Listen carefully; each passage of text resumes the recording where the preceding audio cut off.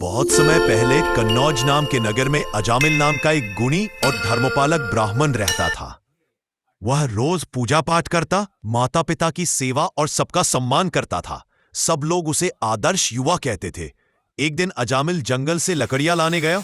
वहां उसने एक दुष्चरित्र स्त्री और मद्यपान करने वाले पुरुष को बुरा काम करते देखा। यह दृश्य उसके मन में काम विकार जगा गया। धीरे धीरे उसके विचार और आचरण बदलने लगे। वह उस स्त्री के मोह में इतना फंस गया कि धर्म, परिवार और माता पिता सभी को छोड़ बैठा। अब उसका जीवन पाप और गलत कामों से भर गया। झूठ, चोरी, अन्याय। कई सालों बाद अजामिल के कई बच्चे हुए।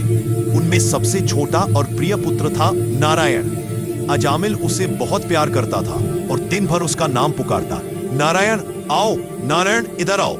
समय बीतता गया और एक दिन बहुत वृद्ध अवस्था में अजामिल मृत्युशैया पर पड़ा था। उसके जीवन के पाप सामने खड़े थे। तभी अचानक यमदूत प्रकट हुए, काले और विकराल रूप में। वे अजामिल की आत्मा को पकड़ने आगे बढ़े।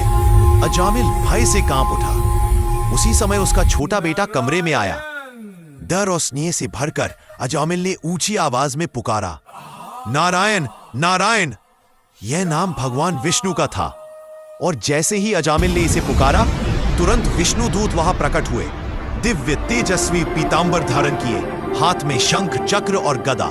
उन्होंने यमदूतों को रोककर कहा, जिसने ईश्वर का नाम लिया हो उसे ले जाने का अधिकार तुम्हें नहीं है। यमदूत चकित रह गए, पर विष्णु दूतों ने समझाया, ईश्वर का नाम इतना पवित्र है कि एक बार भी लिया जाए तो वह मनुष्य के पापों को मिटा देता है।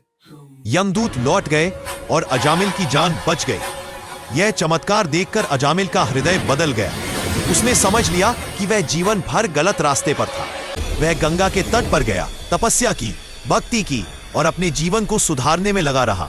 अंततः अपने अंतिम समय में उसने भगवान का स्मरण करते हुए शरीर त्यागा और विष्णुदूत उसे वैकुंठ ले गए। कहानी का संदेश, भगवान का नाम अत्यंत पवित्र है।